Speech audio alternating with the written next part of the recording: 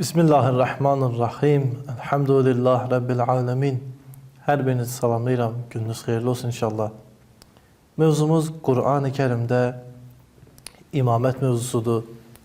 Keçən bəslərdə biz Nisa surəsinin 59-cu ayəsini müzakirə etdik və dedik ki, bu ayə Həzrəti Peyğəmbərin zamanında üçüncü bir məqamı insanlara, müsəlmanlara tanıdırdı. O da əmr sahiblərinə itaət. Biz tam olaraq əmr sahibi kimdir? Bu müzakirəni tam olaraq müzakirə etməmişik.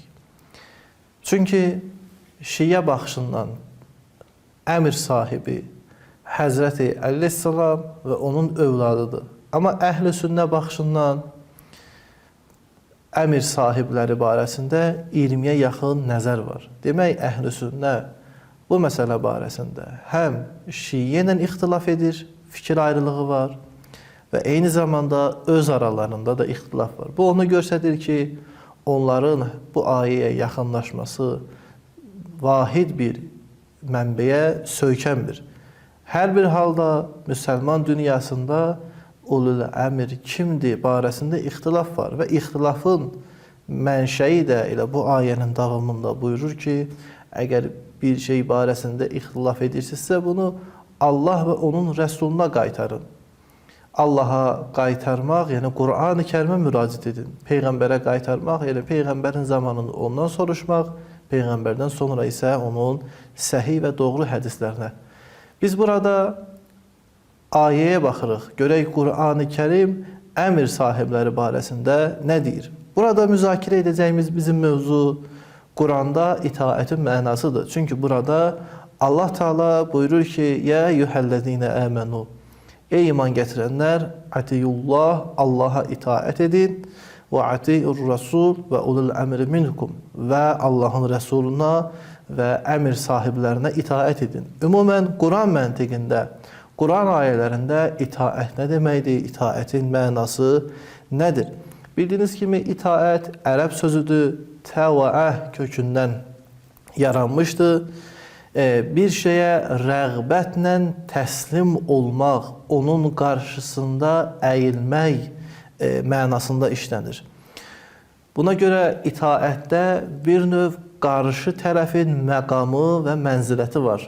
Yəni, insan məqam etibarı ilə ən üstün, ən uca bir şəxsə itaət edir. Yəni, itaət edən, itaət olunana ona görə itaət edir ki, itaət olunanın bir üstünlüyü var, bir fəziləti var o itaət edən şəxsdən. Dilimizdə də itaət sözü boyun əymək və göstərişlərinə əməl etmək olaraq tərcümə olunur. Bu da doğru mənadadır. Bir halda ki, itaətdə bir şəxsin, yəni o itaət olunanın məqamı üstün olmalıdır və eyni zamanda ona təslim olmalısan rəğbətlə, heç şübhəsiz İslam baxışından itaət yalnız və yalnız Allahadır. Yəni, hər bir insanın itaət etdiyi yer və məqam yalnız və yalnız uca Allahdır. Həqiqətən də yalnız uca Allah itaətə layiqdir. Bu, İslamın əsas prinsiplərindən biridir. Bu barədə Qur'an-ı Kərimin müxtəlif ayələrində var. Allaha itaət iki formada ola bilər. Bir insan öz iradəsi ilə Allaha itaət edir. Bir də təkvini olaraq yaradılışın bir hissəsi olaraq itaət edir. Çünki bildiyimiz kimi insandan başqa bütün məxluqlar, bütün yaradılmışlar yaradana, Allaha itaət edir. Demək, insan bir dəfə öz iradəsi ilə Allaha itaət edə bilər, buna təşrii itaət deyirlər. Bir dəfə də təkvini artıq bütün yaradılışlarla bərabər insan Allaha itaət edir. Ali İmran surəsinin 83-cü ayəsində Allah Teala bu barədə buyurur ki, وَلَهُ أَسْلَمَ مَنْ فِي السَّمَاوَاتِ وَالْعَرْضِ تَوْعًا وَكَرِحًا. Yerdə və göydə nə varsa hamısı Allaha təslimdir, Allaha mutidir. İstər bu təslim olmaq itaət olsun, yəni təşri cəhətdən olsun, istərsə təkvini cəhətdən və iləyhi yurcaun. Hər biriniz Allaha tərəf qayıdacaqsınız. Demək, İslam baxışından insan yalnız və yalnız Allaha itaət edə bilər.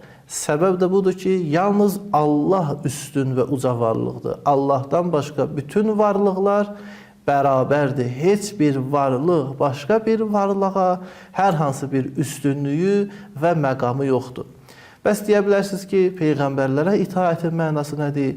Peyğəmbərlərə itaətin mənası da Allahın izni iləndir. Yəni Allah izin verdiyi üçün biz peyğəmbərə itaət edirik.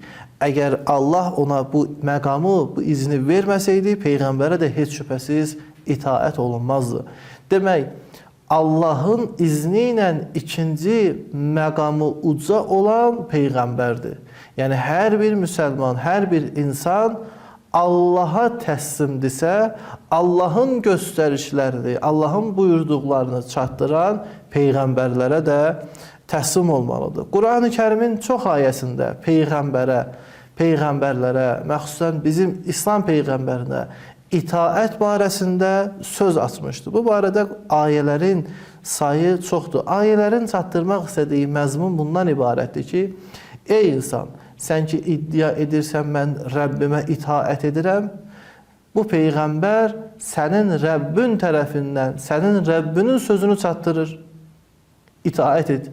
Demək, sən Rəbbə itaət etməyin həqiqətini Rəbbinin yolladığı elçiyə itaət etməklə dəyərləndirə bilərsən. Sadə bir misal desək, bir insan deyir ki, mən məsələn filan şahın sözünə itaət edirəm, ona təsliməm. Şah öz elçisini yollayır, ey filan kəs, məsələn, şah səndən tələb edir ki, filan işi gör. İndi o deyə bilər və yəqin də var bu Allahın, şahın elçisidir. Deyə bilər, yox, mən şahın yalnız özünə itaət edirəm. Sən ki elçisən, sənə baxmıram. Burada elçi özü özlüyündə müzakirə olunmur ki, bu elçi kim tərəfindən gəlib? Ayə də bunu buyurur ki, siz ki Allaha deyirsiniz, itaət edirəm. Yaxşı, bu da Allahın yolladığı elçidir. Allah bu elçi vasitəsilə sözünü çatdırıb, buna itaət edin. Buna görə çox saylı ayədə Allah və onun rəsuluna itaət bərabər keçir Qur'an-ı Kərimdə. Və atiyullah və rəsul ləalləkum turhamun. Allah və onun rəsuluna itaət etsəz, Allahın rəhmətinə şamil olarsınız.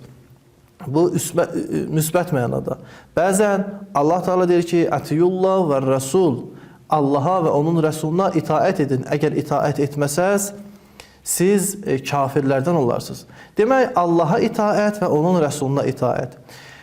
Burada üçüncü növ itaət var. O da xüsusi itaətdir. Yəni, Allah bəzi şəxslərə deyib ki, bu itaət edir. Məsələn, valideyn qadının öz ərinə itaəti kimi.